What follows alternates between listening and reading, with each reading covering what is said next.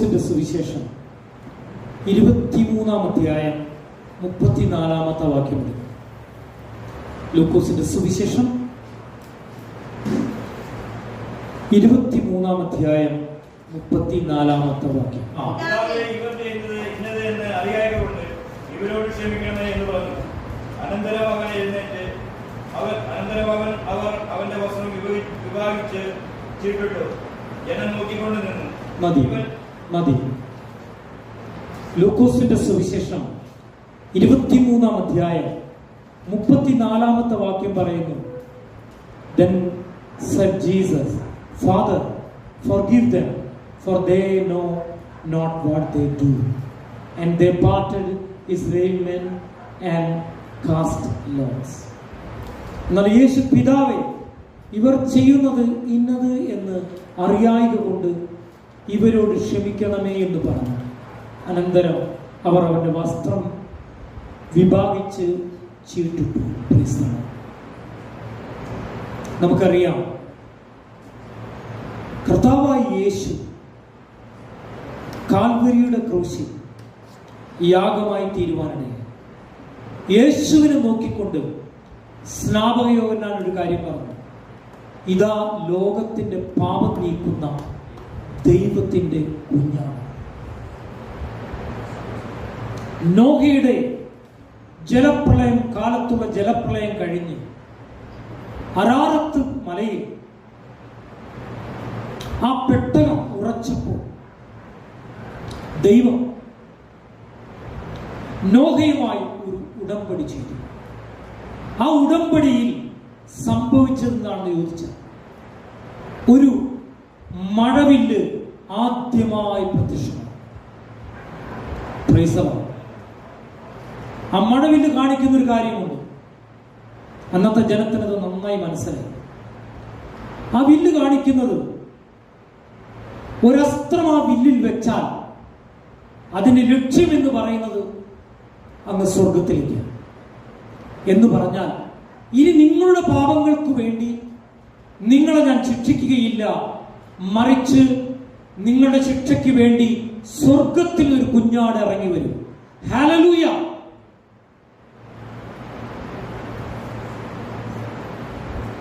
കാലസമ്പൂർണതയിൽ ദൈവവചനത്തിന് നിവൃത്തിയായി യേശു ഭൂമിയിലേക്ക് വരുവാനായിട്ടിടയായി. കഴിഞ്ഞ ദിവസം ഞാൻ പറഞ്ഞതുപോലെ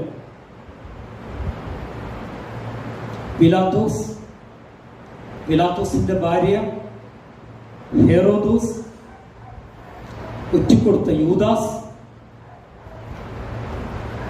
ശതാധിപൻ, കള്ളന്മാർ, ഇവരെല്ലാം യേശു ഒരു പാപം ചെയ്തിട്ടില്ല എന്ന് പറഞ്ഞു. എങ്കിലും കർത്താവിനെ ക്രൂശിക്കാൻ ഏൽപ്പിച്ചു കൊടുത്തു. Praise the Lord. കർത്താവ് ചെയ്ത കുറ്റം എന്താണെന്ന് അവർ പറഞ്ഞു. ഒരു കുറ്റമേ ചെയ്തിട്ടുള്ളൂ. എന്താ കുറ്റം എന്നറിയാമോ?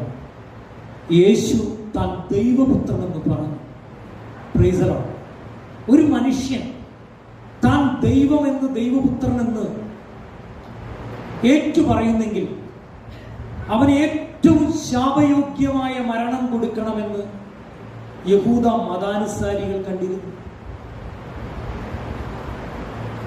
ദേവാലയം പൊളിക്കുകയും ഞാനത് 3 ദിവസം കൊണ്ട് പുനരുദ്ധരിക്കുമെന്ന് യേശു പറയുവാനായിട്ടുണ്ട്. ഇതാണ് ആരോപിച്ച കുറ്റം. എന്നാൽ അതൊരു കുറ്റമല്ല എന്ന് നിങ്ങൾക്കറിയാം. കർത്താവായ യേശു തന്റെ ജീവിതത്തിലൂടെ താൻ ദൈവപുത്രനെന്ന് തെളിയിക്കുവാനിടയായി. താൻ കാറ്റിനെയും കടലിനെയും ശാസിച്ചു. താൻ മരിച്ചവരെ ഉയർപ്പിച്ചു. താൻ പിശാചുക്കളെ പുറത്താക്കി. ഹല്ലേലൂയ! താൻ ജീവനുള്ളവരെയും ജീവനില്ലാത്തവരെയും അനുസരിപ്പിച്ചു. പാപം മോചിച്ചു കൊടുത്തു. ഹല്ലേലൂയ! യേശു ആരാധന സ്വീകരിച്ചു. യേശു ദൈവപുത്രനാണെന്ന് താൻ തെളിയിക്കുവാനിടയായി. Praise the Lord. എന്നാൽ ഈ ശതാധിപൻ യേശുവിനെ കണ്ടപ്പോൾ പറഞ്ഞു, ആ മരണം കണ്ടപ്പോൾ പറഞ്ഞു, ആ എർത്ത്ക്വേക്ക് കണ്ടപ്പോൾ പറഞ്ഞു, ആ ഭൂകമ്പം കണ്ടപ്പോൾ പറഞ്ഞു, ആ പകൽ ഇരുട്ടായപ്പോൾ പറഞ്ഞു, ഈ മനുഷ്യൻ സാക്ഷാൽ ദൈവപുത്രൻ, ഈ മനുഷ്യൻ സാക്ഷാൽ റൈച്ചസ്, നീതിമാൻ. എന്തുകൊണ്ടായിരിക്കും അദ്ദേഹം അത് പറഞ്ഞത്? യേശു 7 വാക്യങ്ങൾ ക്രൂശിൽ പറയുവാനായിട്ടുണ്ട്. 7 വാക്യം.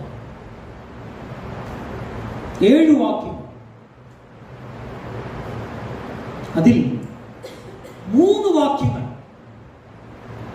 മനുഷ്യനോടുള്ള ബന്ധത്തിൽ, 4 വാക്യങ്ങൾ തന്റെ ശുശ്രൂഷയോടുള്ള ബന്ധത്തിൽ. ഹല്ലേലൂയ. ശ്രദ്ധിക്കണമേ, 3 വാക്യങ്ങൾ മനുഷ്യനോടുള്ള ബന്ധത്തിൽ, 4 വാക്യങ്ങൾ തന്റെ ശുശ്രൂഷയോടുള്ള ബന്ധത്തിൽ. അതിലെ ആദ്യ വാക്യമാണ് നാം വായിച്ചു കേട്ടത്. ലൂക്കോസിന്റെ സുവിശേഷം 23-ാം അധ്യായം 34-ാമത്തെ വാക്യത്തിൽ, എന്നാൽ യേശു പിതാവേ, ഇവർ ചെയ്യുന്നത് ഇന്നത് എന്ന് അറിയായതുകൊണ്ട് ഇവരോട് ക്ഷമിക്കണമേ എന്ന് പറഞ്ഞു.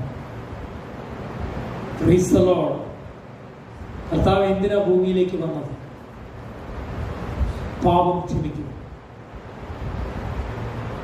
പാപക്ഷമയ്ക്ക് വേണ്ടി യേശു ഭൂമിയിലേക്ക് വന്നു.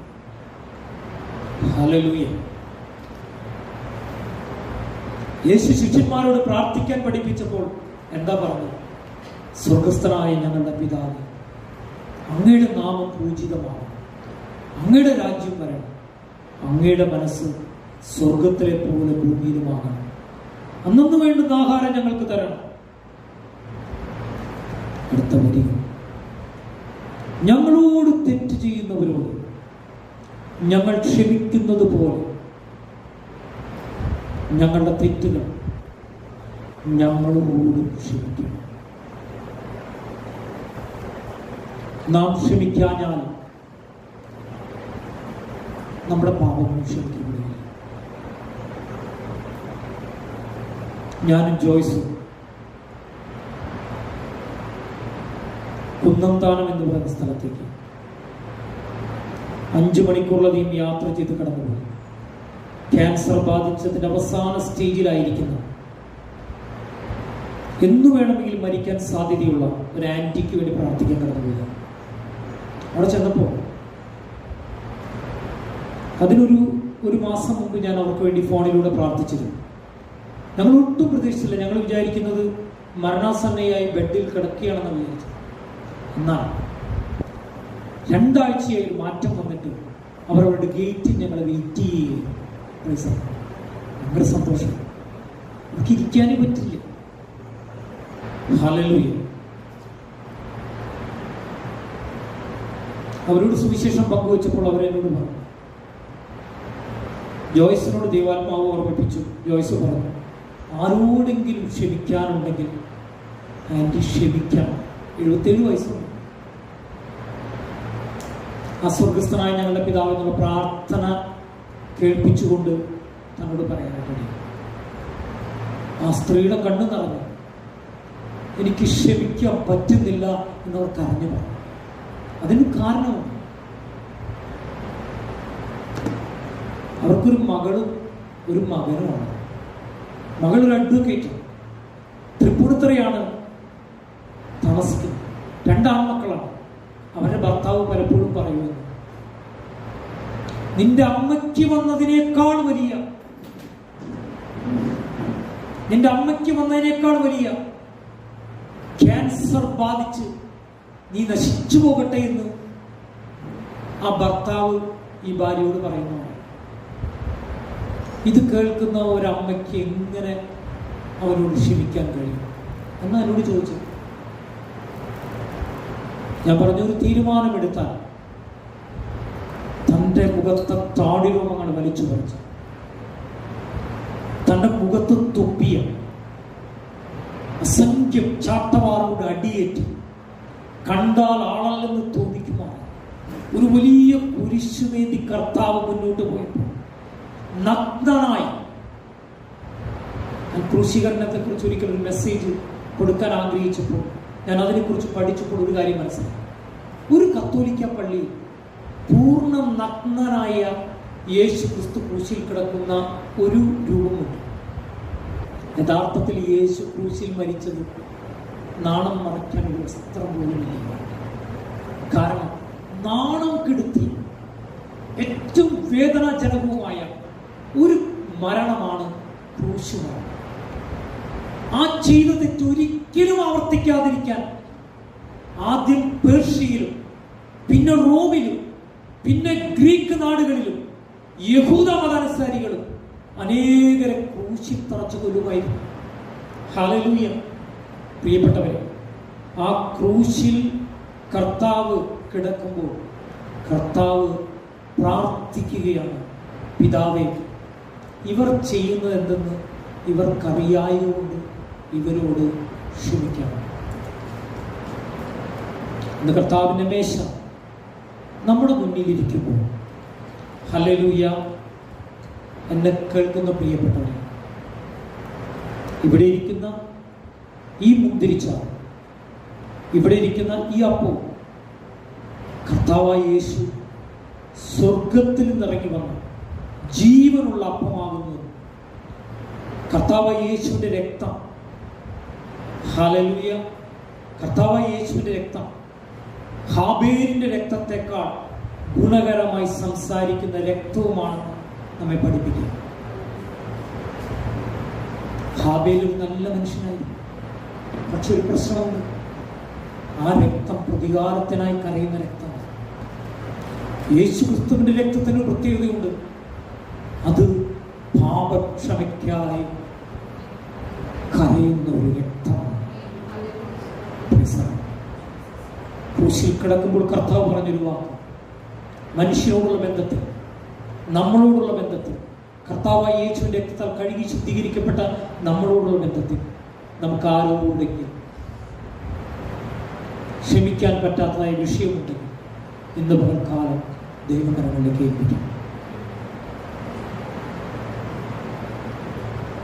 രണ്ടാമത്തെ കാര്യം നമുക്ക് വായിക്കാം. ലൂക്കോസിന്റെ തന്നെ സുവിശേഷം 23-ാം അധ്യായം 43-ാമത്തെ വാക്യം. മറ്റവനോ അവന് ശാസിച്ചു, സമശിക്ഷാവിധിയിൽ തന്നെ ആയിട്ടും നീ ദൈവത്തെ ഭയപ്പെടുന്നില്ലയോ? നാമോ ന്യായമായിട്ട് ശിക്ഷ അനുഭവിക്കുന്നു. നാം പ്രവർത്തിച്ചതിനെ യോഗ്യമായതല്ലോ കിട്ടുന്നത്. ഇവനോ അരുതാത്തത് ഒന്നും ചെയ്തിട്ടില്ല എന്ന് പറഞ്ഞു. പിന്നെ അവൻ യേശുവേ, നീ രാജ്യത്ത് പ്രാർത്ഥിക്കുമ്പോൾ എന്നെ ഓർത്തുകൊള്ളണമേ എന്ന് പറഞ്ഞു. യേശു അവനോട്, ഇന്ന് നീ എന്നോടുകൂടെ പർപ്പസിയിരിക്കാം എന്ന് പറഞ്ഞു. മതി. ഈ സഹോദരി വായിച്ച വേദഭാഗത്തിലേക്ക് വരുമ്പോൾ ലൂക്കോസിന്റെ സുവിശേഷം 23-ാം അധ്യായം 43-ാമത്തെ വാക്യത്തിൽ രണ്ടാമത്തെ കർത്താവ് പറഞ്ഞ വാക്കാണ് കിടക്കുന്നത്. യേശു അവനോട്, ഇന്ന് നീ എന്നോടുകൂടെ പർദീസായിരിക്കും എന്ന് ഞാൻ സത്യമായി നിന്നോട് പറയും. ബൈബിളിൽ സത്യം സത്യമായി പറയുന്ന അനേക കാര്യങ്ങൾ. സത്യം സത്യമായി ഞാൻ നിന്നോട് പറയും.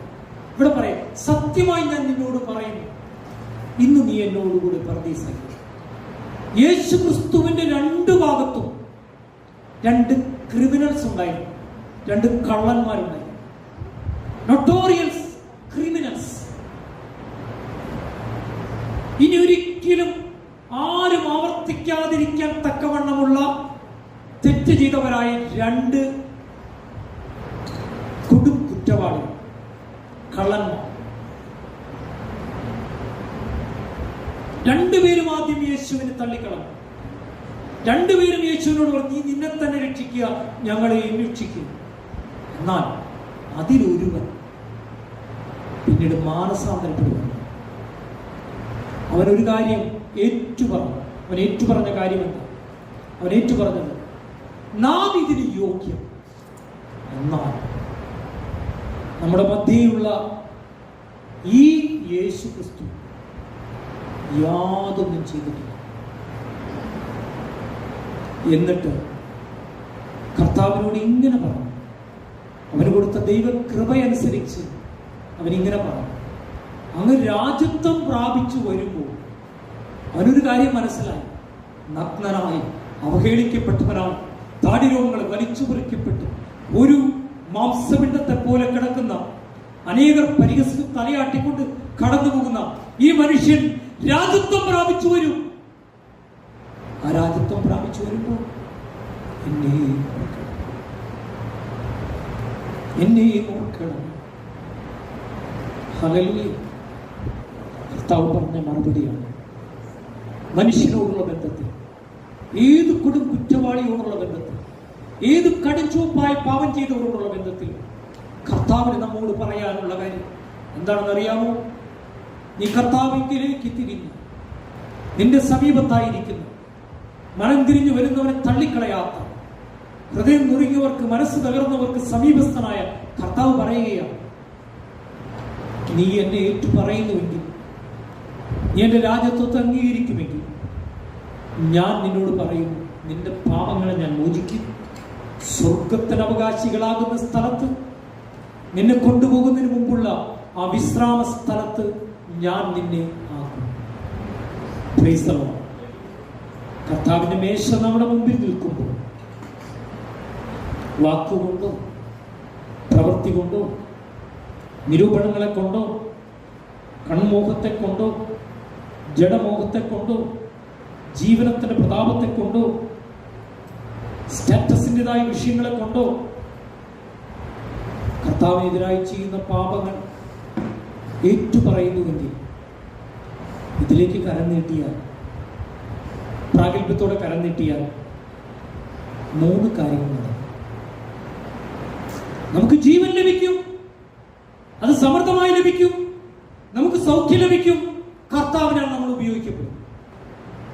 എന്നാൽ 1 കൊരിന്ത്യർ 11-ാം അധ്യായത്തിൽ താഴെ പറയുന്ന വാക്കുകൾ നോക്കുമ്പോൾ നാം നമ്മെ തന്നെ പരിശോധിക്കാതെ ഇതിലേക്ക് കരം നീട്ടിയാൽ നാം ബലഹീനരാകും, നാം രോഗികളാകും, നമ്മളിൽ ചിലർ മാറ്റപ്പെട്ടു പോയെന്ന് വന്നേക്കാം.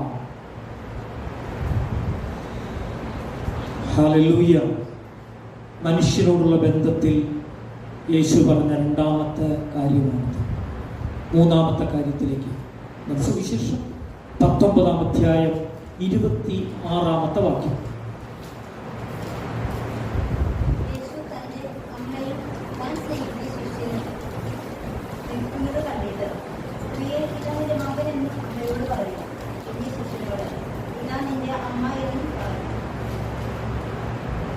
ഹല്ലേലൂയ.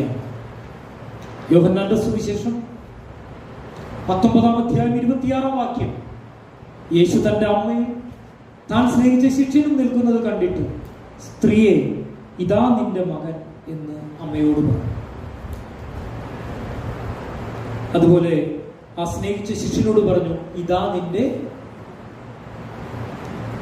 അമ്മ എന്ന് പറഞ്ഞു.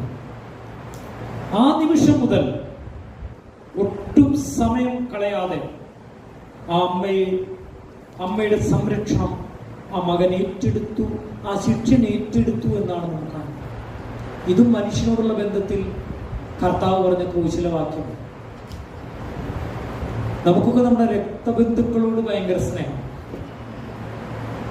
എൻ്റെ അനിയൻ, എൻ്റെ ചേട്ടൻ, എൻ്റെ പെങ്ങൾ, എൻ്റെ അമ്മായി, എനിക്കുള്ള സമയം. പലർക്കും യേശുക്രിസ്തുവിന്റെ രക്തത്താൽ കഴുകി ശുദ്ധീകരിക്കപ്പെട്ട ദൈവസഭയിലെ അംഗങ്ങളോട് അമ്മയെന്നോ അപ്പനെന്നോ സഹോദരനെന്നോ സഹോദരിയെന്നോ ഉള്ള സ്നേഹം ചോർന്നു പോകുന്ന അനുഭവം. ഏത് കാരണത്തെ ചൊല്ലിയായി? ചിലർ വിശുദ്ധിയെ ചൊല്ലിയായിരിക്കും, ചിലർക്ക് പരിശുദ്ധാത്മാവിന്റെ ശക്തിയെ ചൊല്ലിയായിരിക്കും. 1 കൊരിന്ത്യർ 13-ാം അധ്യായം എന്നൊരു അധ്യായം ലോക ചരിത്രത്തിൽ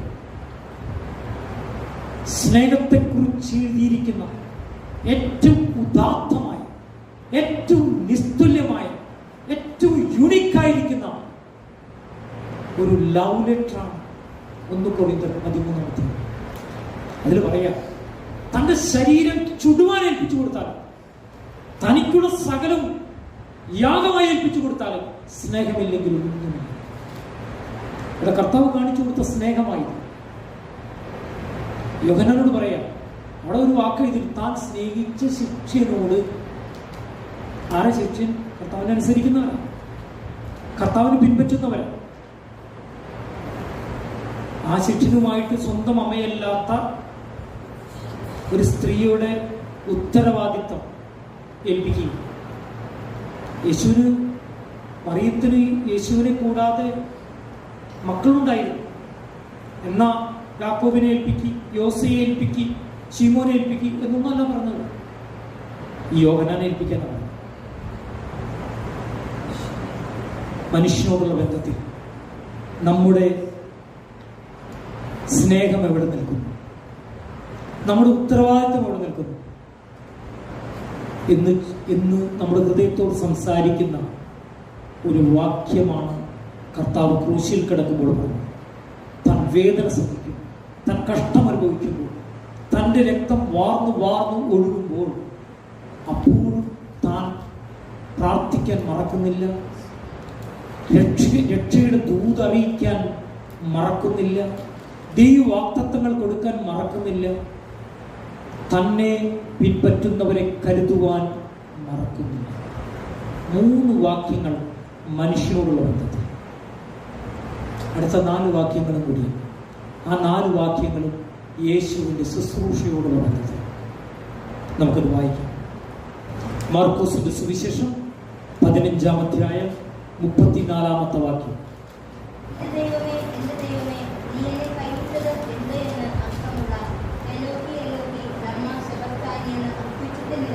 അതെ, 9-ാം മണി നേരത്ത് യേശു എൻ്റെ ദൈവമേ, എൻ്റെ ദൈവമേ, നീ എന്നെ കൈവിട്ടത് എന്ത് എന്നർത്ഥമുള്ള ഏലോഹി ഏലോഹി ലമ്മ ശബക്താനി എന്ന് ഉറക്കം നിലവിളിച്ചു. ക്രൈസ്തവോ അത്യുച്ചത്തിൽ നിലവിളിച്ചു. സാധാരണ കരച്ചിലാണോ? ആണോ? യേശു കരഞ്ഞു എന്ന് പറയുന്ന ഒരു വാക്യമുണ്ട്. അത് ബഥാനിയ ഗ്രാമത്തിൽ ചെന്നപ്പോൾ യേശു കരഞ്ഞു എന്നാ പറയുന്നത്. യേശു കരഞ്ഞു എന്നല്ല അവിടെ എഴുതിയിരിക്കുന്നത്. ഇംഗ്ലീഷിൽ എന്താണെന്നറിയാമോ? ഡാനിയൽ എടുക്കണമെന്നില്ല, ഷീ വെപ്റ്റ്. വെപ്റ്റ് അത് കരച്ചിലല്ല. വെപ്റ്റ് എന്ന് പറഞ്ഞാൽ വിതുമ്പി നടത്തും. ചുണ്ടൊക്കെ ഇങ്ങനെ നടത്തും. അത്രേ ഉള്ളൂ, അത്രേ ചെയ്തിട്ടുള്ളൂ. എന്നാൽ ഉച്ചത്തിൽ നിലവിളിച്ചിട്ടുണ്ട് കർത്താവ്. ഇടയില്ലാത്ത ആടുകളെ പോലെ കണ്ടപ്പോൾ, ചിന്നിയും ചിതറിയവരുമായിട്ട് കണ്ടപ്പോൾ അനേക സമയങ്ങളിൽ കർത്താവ് ഉറക്കം നിലവിളിച്ചിട്ടുണ്ടെന്ന് വചനം വിളിച്ചു പറയുന്നു. ഇവിടെ കർത്താവ് ഉറക്കം നിലവിളിക്കുക. ആ നിലവിളി അനേകർ തന്നെ ചാട്ടവാറടിച്ചതിനല്ല, കുന്തം കൊണ്ട് കുത്തിയതിനല്ല, മുൾക്കിരീടം അണിയിപ്പിച്ചതിനല്ല, ഒറ്റ വിഷയത്തിനായി കരച്ചില്. എനിക്ക് ലഭിക്കാതെ പോയ അനുഗ്രഹത്തെ ഓർത്തല്ല കരഞ്ഞത്. എന്തിനാ കരഞ്ഞത്? എന്തിനാ കരഞ്ഞത്? അവിടെ പറയുകയാണ്, എന്റെ ദൈവമേ, എന്റെ ദൈവമേ, നീ എന്നെ കൈവിട്ടത് എന്ത് എന്ന അർത്ഥമുള്ള ഏലോഹി ഏലോഹി ലമ്മ ശബക്താനി എന്ന് അത്യുച്ചത്തിൽ വിളിച്ചു. എന്നെ കേൾക്കുന്ന പ്രിയപ്പെട്ടവർ, കർത്താവിന്റെ മേശ നമ്മുടെ മുന്നിലുണ്ട്. റോമലേഖനം പറയുന്നു, പാപത്തിന്റെ ശമ്പളം മരണമത്രേ. പാപം ചെയ്തവൻ ദൈവമായുള്ള ബന്ധം എന്ത് ചെയ്യും? വിച്ഛേദിക്കും. പാപം ചെയ്യാത്ത യേശുവിന് പിതാവുമായുള്ള ബന്ധം വിച്ഛേദിക്കേണ്ട കാര്യമുണ്ട്? ഇല്ല. യേശു പറഞ്ഞു, എനിക്ക് ആരുടെയും സാക്ഷ്യം വേണ്ട, ഞാനും പിതാവും, ഞാനും പിതാവും. പിതാവ് പറഞ്ഞതല്ലാതെ ഞാൻ ഒന്നും ചെയ്യുന്നില്ല, പിതാവ് കാണിച്ചു തരുന്നല്ല ഞാൻ ഒന്നും ചെയ്യുന്നില്ല എന്ന് പറഞ്ഞ കർത്താവ് നമ്മുടെ പാപങ്ങൾക്ക് വേണ്ടി പിതാവുമായുള്ള ബന്ധം വിച്ഛേദിക്കപ്പെടുന്ന സന്ദർഭം കർത്താവിന് സഹിക്കാൻ കഴിയില്ല. അതുകൊണ്ടാ ആ കാൽവരിയുടെ ക്രൂശിൽ നിന്നൊരു ഉയരത്തിലുള്ള ഉച്ചത്തിലുള്ള നിലവിളി പുറത്തു വന്നത്. എലോഹി എലോഹി ലമ്മ ശബക്താനി. എന്റെ ദൈവമേ, എന്റെ ദൈവമേ, എന്നെ കൈവിട്ടത് എന്ത് എന്ന് ചോദിക്കുന്നു. നമ്മുടെ ജീവിതത്തിൽ യോഗ്യമായ പാപം ചെയ്തിട്ട് കർത്താവുമായുള്ള ബന്ധം നഷ്ടപ്പെടുന്ന അനുഭവത്തിൽ നാം അതിന് കാരണക്കാരായിരിക്കെ പോലും നാം ഇങ്ങനെ കരയാറുണ്ട്? ദൈവമായുള്ള ബന്ധത്തിലുള്ള ആ സ്ഥാനം നമ്മൾ ഹൃദയത്തിൽ സൂക്ഷിക്കാറുണ്ടോ? അങ്ങനെ തഴക്കും പഴക്കും വരുന്ന അനേകര് ആത്മീയ പ്രവർത്തകർ. നിങ്ങളെ കുറിച്ചല്ല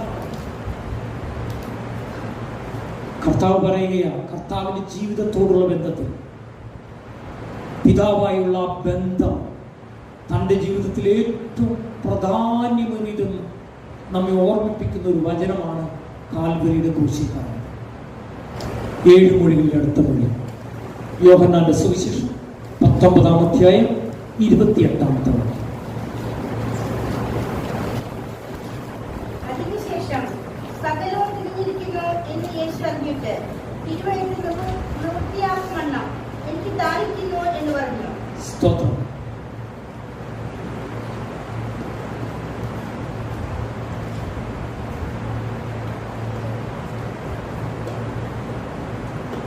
അതിനുശേഷം സകലവും തികഞ്ഞിരിക്കുന്നു എന്ന് യേശു അറിഞ്ഞിട്ട് തിരുവെഴുത്ത് നിവൃത്തിയാകും വണ്ണം എനിക്ക് ദാഹിക്കുന്നു എന്ന് പറഞ്ഞു.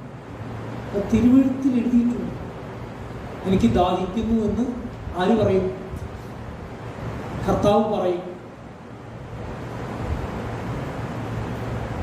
ഏറ്റവും ഡീഹൈഡ്രേഷൻ നടക്കാവുന്ന ഒരു ശിക്ഷാവിധി ക്രൂസിഫിക്ഷൻ എന്ന് പറഞ്ഞാൽ രക്തവും അതുപോലെ തന്നെ ഫിസിക്കൽ ടോർച്ചറിങ്ങും ഈ മരത്തിന്റെ തടിയൊക്കെ ആയിട്ട് നടന്നു പോകുമ്പോൾ ബ്ലീഡിങ് കാരണം ഡീഹൈഡ്രേഷൻ സംഭവിച്ച് ദാഹം വരാനുള്ള സാധ്യതയുണ്ട്. കർത്താവ് ഒരു പൂർണ്ണ മനുഷ്യൻ തന്നെയാണ്. എന്നാൽ ഇതിനൊരു ആത്മീയ അർത്ഥവും. ഉത്സവത്തിന്റെ ഒടുക്കത്തെ നാളിൽ കർത്താവ് ഇങ്ങനെ വിളിച്ചു പറഞ്ഞു. എന്താ വിളിച്ചു പറഞ്ഞു?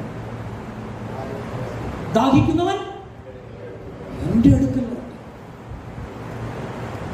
കർത്താവിനറിയാം. കർത്താവ് സമരക്കാരി സ്ത്രീയോട് പറഞ്ഞു, ഈ കിണറ്റിൽ നിന്ന് വെള്ളം നീ കുടിച്ചാൽ ഇനിയും ദാഹിക്കും, എന്നാൽ ഞാൻ തരുന്ന വെള്ളം കുടിച്ചാൽ നിനക്കിനി ദാഹിക്കുകയില്ല. ഞാൻ തരുന്ന ജീവന്റെ ജലമാണ്. ഉടനെ അവള് പറഞ്ഞു, എന്നാ പിന്നെ ഈ നാണം കെട്ട് ഇവിടെ ആൾക്കാരെ കാണാൻ നട്ടുച്ചയ്ക്ക് വരണ്ടല്ലോ, എനിക്ക് ആ വെള്ളം തരാം. കർത്താവ് വെള്ളം തരില്ല എന്ന് പറഞ്ഞു. കർത്താവ് ഒരു കാര്യം പറഞ്ഞു, എൻ്റെ ഭർത്താവിനെ വിളിച്ചു കൊണ്ടു. അവൾക്കൊരു മറുപടി പറഞ്ഞു, എനിക്ക് ഭർത്താവില്ല എന്ന് പറഞ്ഞു.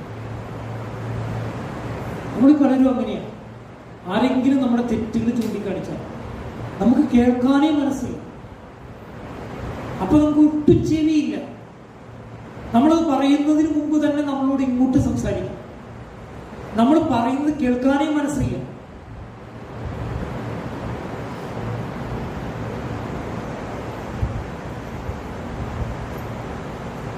കർത്താവ് എന്താ പറഞ്ഞത്? നീ പറഞ്ഞത് ശരി. നിനക്ക് 5 ഭർത്താക്കന്മാരുണ്ടായി, ഇപ്പോഴുള്ളവനോ എൻ്റെ ഭർത്താവ്.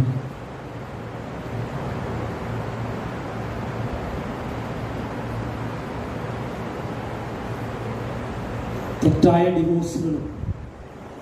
ഡിവോഴ്സുകളും അത് കഴിഞ്ഞുള്ള പുനർവിവാഹങ്ങളും മറ്റൊരുത്തിയുടെ ഭർത്താവിന്റെ കൂടെ താമസിക്കാനുള്ള ലൈസൻസ് പോലെ. ഇവിടെ കർത്താവ് പറയാം, എനിക്ക് ദാഹിക്കുന്നു. കർത്താവിന് ദാഹിച്ചത് വെള്ളത്തെ കുറിച്ച് മാത്രമാണോ? ഇവിടെ പറയുന്നുണ്ട് തിരുവെഴുത്ത് നിവൃത്തിയാകും വണ്ണം എനിക്ക് ദാഹിക്കുന്നു എന്ന് പറഞ്ഞു. അങ്ങനെയാണെങ്കിൽ തിരുവെഴുത്ത് നിവൃത്തിയാകണമെങ്കിൽ നമ്മൾ സാധാരണ വായിക്കുക 22-ാം സങ്കീർത്തനത്തിലും ഒക്കെ പറയുന്നുണ്ട്. എന്നാൽ വേറൊരു സങ്കീർത്തന ഭാഗമാണ് ഇന്ന് ദൈവത്തിന്റെ ആത്മാവ് എനിക്ക് തരുന്നത്. നമുക്ക് വായിക്കാം. 32-ാം സങ്കീർത്തനം 2-ാമത്തെ വാക്യം. എന്റെ ആത്മാവ് ദൈവത്തിനായി, ജീവനുള്ള ദൈവത്തിനായി തന്നെ ദാഹിക്കുന്നു. ഞാൻ അപ്പോൾ ദൈവസന്നിധിയിൽ ചെല്ലുവാനിടയാകും. മതി. ഇതും തിരുവെഴുത്ത് തന്നെയാണ്. 42-ാം സങ്കീർത്തനം 2-ാം വാക്യം പറയാം, എന്റെ ആത്മാവ് ദൈവത്തിനായി, ജീവനുള്ള ദൈവത്തിനായി തന്നെ ദാഹിക്കുന്നു. ഞാൻ എപ്പോൾ ദൈവസന്നിധിയിൽ ചെല്ലുവാൻ ഇടയാണ്. കർത്താവിന് ദാഹിച്ചു. നമുക്കൊരു ദാഹമുണ്ടോ? കർത്താവിൻ്റെ സന്നിധിയിൽ ചെല്ലുവാനുള്ള ദാഹമുണ്ട്. ഒരുക്കത്തോടെ ചെല്ലുവാനുള്ള ആഗ്രഹമുണ്ട്. പ്രതിഫലം വാങ്ങിക്കുവാനുള്ള ദാഹമുണ്ട്. ആത്മാക്കളെ കർത്താവിന് വേണ്ടി നേടാനുള്ള ദാഹമുണ്ട്. ദൈവവചനത്തിനുള്ള വിശപ്പുണ്ട്. സ്തോത്രം. ദൈവവചനം അറിഞ്ഞാലേ നമുക്ക് തെറ്റ് പറ്റാതെ മുന്നോട്ട് പോകുകയുള്ളൂ. സ്തോത്രം. കർത്താവ് പറഞ്ഞു 2 രീതിയിൽ തെറ്റ് പറ്റും. എങ്ങനെയൊക്കെയാ? ഒന്ന് തിരുവചനത്തിൻ്റെ ശക്തിയെ അറിയാത്തതുകൊണ്ടും ആത്മാവിനെ മനസ്സിലാക്കാത്തതുകൊണ്ടും നമുക്ക് തെറ്റുപറ്റിക്കുവാൻ സാധിക്കും. സ്തോത്രം. അടുത്ത വാക്യം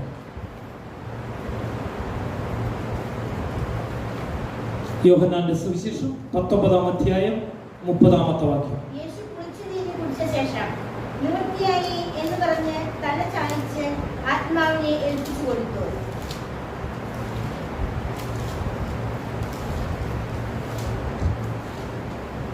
യേശു കുടിച്ച വീഞ്ഞു കുടിച്ച ശേഷം നിവൃത്തിയായി, ഇംഗ്ലീഷിൽ പറയുന്നത് ഇറ്റ് ഈസ് ഫിനിഷ്ഡ്, കംപ്ലീറ്റ്. ഈ വാക്യം നമ്മളെ എന്താ ഓർമ്മിപ്പിക്കുന്നത്? ഈ വാക്യം എന്താ ഓർമ്മിപ്പിക്കുന്നത്? കർത്താവ് ഒരു കാര്യം മനസ്സിലായി. പെട്ടെന്ന് കണ്ണു തുറന്ന്, ഞാനിങ്ങനെ മരിക്കാനായിട്ട് കിടക്കുന്ന ആൾക്കാരെ പോയി കണ്ടു. അമ്മ മരിക്കാൻ കിടക്കുമ്പോൾ ഞാൻ ഇങ്ങനെ നോക്കിക്കൊണ്ടിരുന്നു. ചേട്ടനുണ്ട്, ചേച്ചിയുണ്ട്, ലിൻഡയുണ്ട്. ഞാൻ കുറെ നേരം ഇരുന്നിട്ട് ഇങ്ങനെ മാറിയിരുന്നു. പെട്ടെന്ന് ചേട്ടൻ പറഞ്ഞു, ദേ പെട്ടെന്ന് നമുക്കൊരു കണ്ണിങ്ങനെ തുറന്നു മരിച്ചു എന്ന് മനസ്സിലായി. അങ്ങനെയല്ല കർത്താവ് മരിച്ചത്. അങ്ങനെയാണോ കർത്താവ് മരിച്ചത്? ഈ വാക്യം എന്താ പറയുന്നത്? കർത്താവ് ഒരു കാര്യം പറയാം, ഇറ്റ് ഈസ് ഫിനിഷ്ഡ്. എന്നെ ഏൽപ്പിച്ച ദൗത്യം,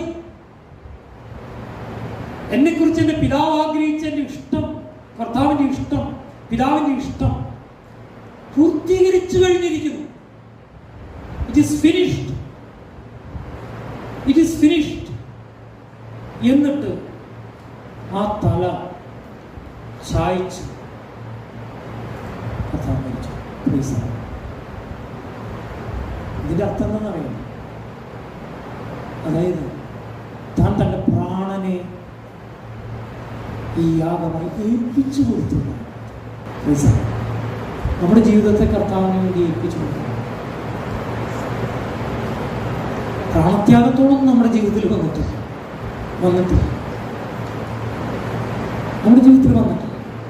കൊച്ചു കൊച്ചു കാര്യങ്ങൾ കർത്താവിൻ്റെ പിതാവിന്, സ്വർഗത്തിലെ ദൈവത്തിന് നമ്മോടുള്ള ഇഷ്ടത്തിനോടുള്ള ബന്ധത്തിൽ നമ്മൾ എത്രമാത്രം ഏൽപ്പിച്ചു കൊടുത്തിട്ടുണ്ട്. അടുത്ത വാക്യം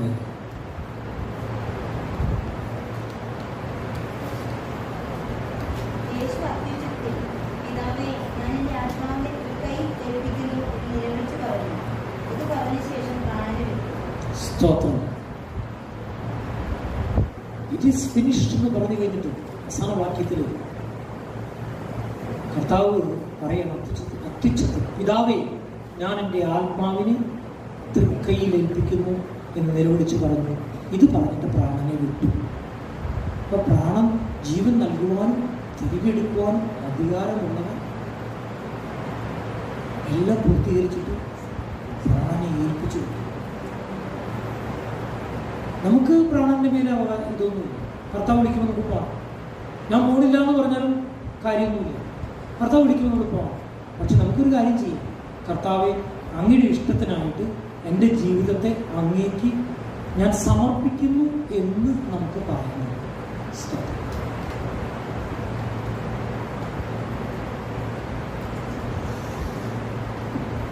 ഇതൊരു പുതിയ ഉടമ്പടി.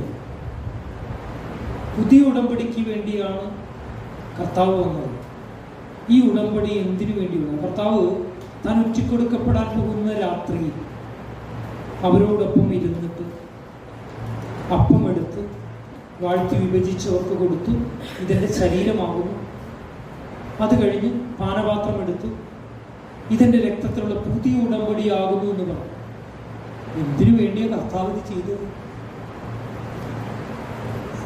എന്തിനാണ് ഈ യാഗം സമർപ്പിച്ചത്? എബ്രായ ലേഖനം 9:12 വായിക്കാം. ഒരു കൂടാരത്തിൽ കൂടി ആട്ടുകൊറ്റന്മാരുടെയും പശുക്കിടാങ്ങളുടെയും രക്തത്താലല്ല, സ്വന്തം രക്തത്താൽ തന്നെ ഒരിക്കലായിട്ട് വിശുദ്ധ മന്ദിരത്തിൽ പ്രവേശിച്ച് എന്നേക്കുമുള്ള ഒരു വീണ്ടെടുപ്പ് സാധിച്ചു. അതെന്നേക്കുമുള്ളൊരു വീണ്ടെടുപ്പ് തന്റെ രക്തത്താൽ താൻ സാധിച്ചതിന്റെ ഒന്നത്രേ ഈ പുതിയ ഉടമ്പടി എന്ന് പറയുന്നത്. Praise the Lord. രണ്ടാമത്തത് വായിക്കാം. റോമലേഖനം 6:23 വാക്യം.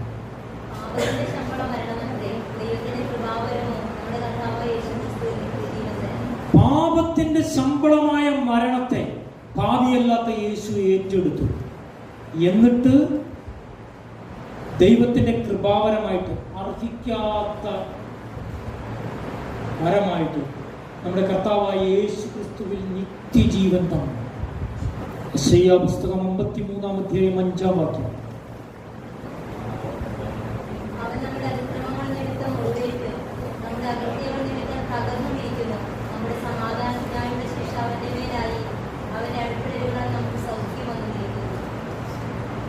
വെറുതെ അല്ല പറഞ്ഞത്. ഇത് യോഗ്യതയോടെ കഴിച്ചാൽ ആരോഗ്യം ബലമൊക്കെ കിട്ടും, യോഗ്യതയില്ലാതെ കഴിച്ചാൽ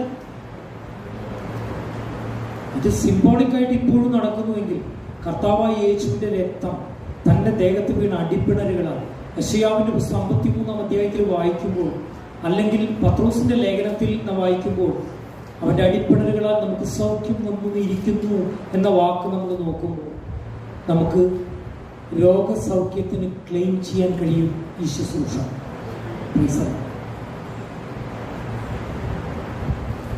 വായിക്കാം.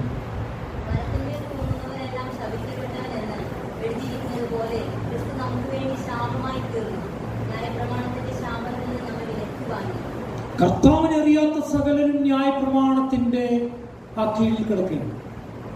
കർത്താവിനെ അറിയുന്നവരോ, കർത്താവായ യേശു മരത്തിൽ തൂങ്ങപ്പെട്ടത് നിമിത്തം നമ്മുടെ ശാപത്തെ അവൻ മാറ്റി. അതുകൊണ്ട് നിങ്ങൾ അപ്പസ്തോല പ്രവൃത്തി വായിക്കണം. പത്രോസിന്റെ ലേഖനമോ പത്രോസ് എഴുതുമ്പോൾ, പൗലോസ് എഴുതുമ്പോഴൊക്കെ കുരിശിൽ മരിച്ചു എന്നല്ല എഴുതിയിരിക്കുന്നത്. അവൻ മരത്തിൽ തൂങ്ങപ്പെട്ടു. ഹല്ലേലൂയ. എത്ര പേര് ആത്മാർത്ഥമായിട്ട് പ്രാർത്ഥിക്കും ഈ സമയം? എല്ലാം ദൈവസന്നിധിയിൽ ആ വാക്കുകൾക്ക് ആമേൻ പറയുക, ദൈവകരങ്ങളിലേക്ക് ഏൽപ്പിച്ചു കൊടുക്കുക. പാപത്തെ സ്നേഹിപ്പാ ഞാനിനി പോകുമോ? പാപത്തെ സ്നേഹിപ്പാ ഞാനിനി പോകില്ല.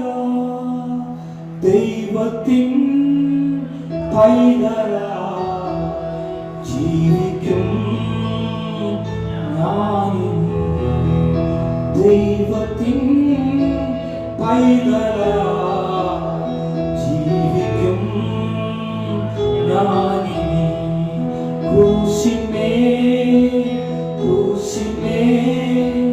കാണുന്ന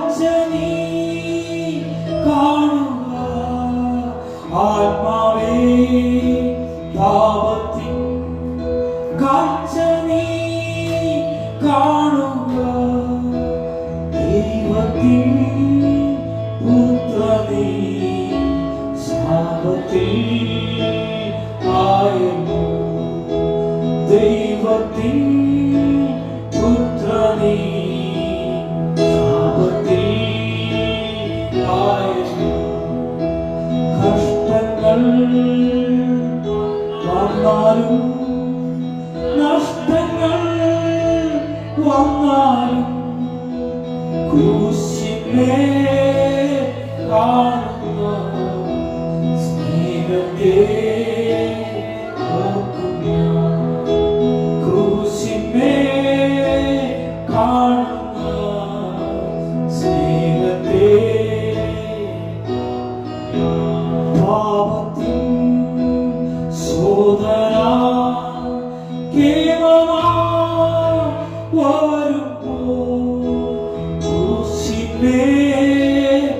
കാണുന്ന സ്നേഹത്തെ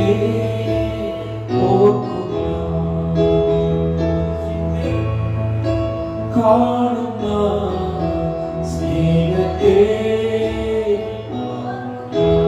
ശത്രുത്വം വർദ്ധിച്ച പീഡകൾ കൂടിയ ശത്രുത്വം വർദ്ധിച്ച പീഡകൾ കൂടിയ ക്രൂശിനെ കാണുന്ന സ്നേഹത്തെ ഓർക്കുക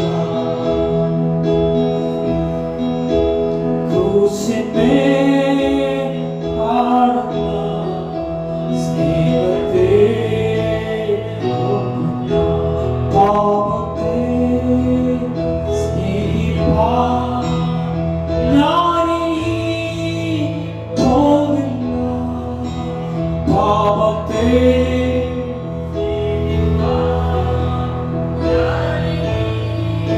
പോവില്ല ദൈവത്തിൻ പൈതലായി ജീവിക്കും ഞാനിനി ദൈവത്തിൻ പൈതലായി ജീവിക്കും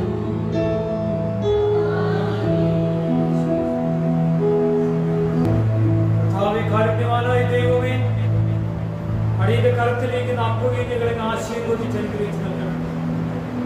അങ്ങ് സ്വർഗത്തിൽ ഇറങ്ങി വന്ന ജീവനുള്ള അപ്പമാണ്. അങ്ങയുടെ രക്തം ഞങ്ങൾക്ക് വേണ്ടി പാപമോചനത്തിനായി ചിന്തപ്പെട്ടു. അതിനായി ഞങ്ങൾ സ്തുതിക്കുന്നു. ആ പുതിയ ഉടമ്പടിക്കായി ഗുണകരമായി സംസാരിക്കുന്ന അങ്ങയുടെ ചൊരിഞ്ഞ രക്തത്തെ ഓർത്ത് ഞങ്ങൾ അങ്ങ് സ്തുതിക്കുന്നു. ഈ മുന്തിരിച്ചാൽ ഹല്ലേലൂയ അതിനെ പ്രതിദാനം ചെയ്യും. ഈ അപ്പം അങ്ങയുടെ ശരീരത്തെ പ്രതിദാനം ചെയ്യുന്നു. പലരായ ഞങ്ങൾ ഈ അപ്പത്തിന്റെ അംശികളാകുമ്പോൾ അങ്ങയുടെ ശരീരമാകുന്ന ദൈവസഭയുടെ അംഗങ്ങളായി മാറുകയാണ്. ശുശ്രൂഷയെ മാനിക്കണമേ, ശക്തീകരിക്കണമേ, ബലപ്പെടുത്തണമേ. യേശു കർത്താവിന്റെ തുല്യമായ നാമത്തിൽ ആമേൻ. പൗലോസ് കൊരിന്ത്യർക്ക് എഴുതിയ ലേഖനം അതിന്റെ 11-ാം അധ്യായം 23 മുതൽ താഴോട്ടുള്ള വാക്യങ്ങൾ ഒരാൾക്ക് ശബ്ദത്തോടെ വായിക്കാം. അതിന്റെ 23-ാമത്തെ വാക്യം മുതലുള്ള വാക്യം വളരെ സാവധാനം ശബ്ദത്തിൽ ദൈവാത്മാവ് പ്രേരിപ്പിക്കുന്ന ആർക്കെങ്കിലും വായിക്കാം.